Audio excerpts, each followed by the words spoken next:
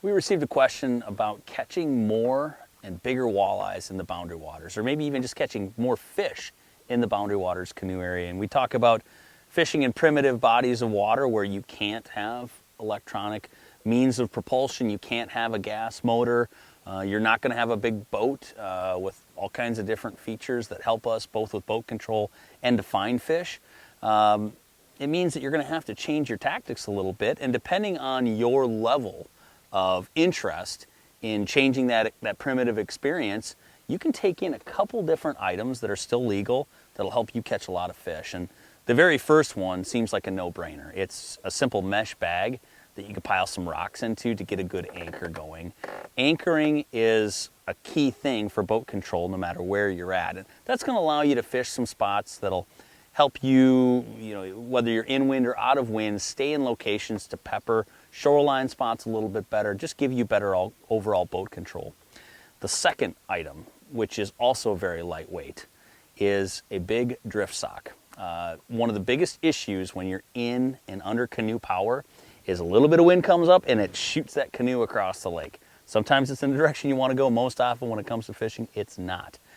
Getting a drift sock that is slightly larger than what you need for your average size canoe really slows you down quite a bit and helps you with your boat control. It also helps you pull off the perfect drift. What I have done is I've also spent some time with a little bit of electronics. One of the third things that you can do to help make you a better angler in the Boundary Waters is think about bringing a handheld GPS. But when you bring in that handheld GPS, make sure it's loaded up with points. How do you find points to fish? Well, one of the things that I've done is look on mapping functions and mapping sites like Google Earth, which offer multiple dates of imagery, and pick some of these larger lakes that have good offshore structure. I'm talking about sunken humps, reefs, these areas that literally nobody has fished before, because guess what? Other canoe anglers are fishing shorelines. They can't happen to go across a broad open expanse and maybe hit a reef. However, you will see in the imagery that certain dates of imagery are clearer than others, and you can actually see through the water and see maybe the edge of a rock pile. Go ahead and mark a couple waypoints to define those. Put those on a handheld GPS.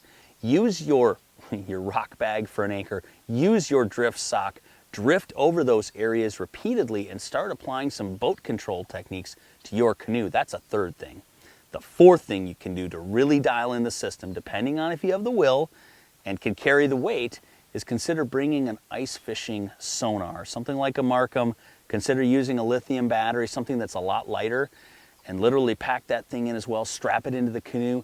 Now we're really hitting on all cylinders. You can go ahead, you can check your depths, you can watch as the bottom comes up and you get nearer and nearer these underwater reefs.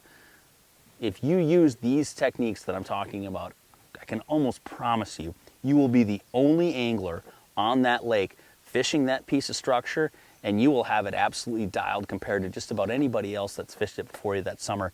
And almost always, especially in remote scenarios, that means more fish. Hey, and it's a great time up there. You get a shore lunch, you can have a great opportunity to catch walleyes, and still have a good time with the different types of equipment that you bring in. So the next time you're up there, give that a try. I guarantee it'll catch you more fish.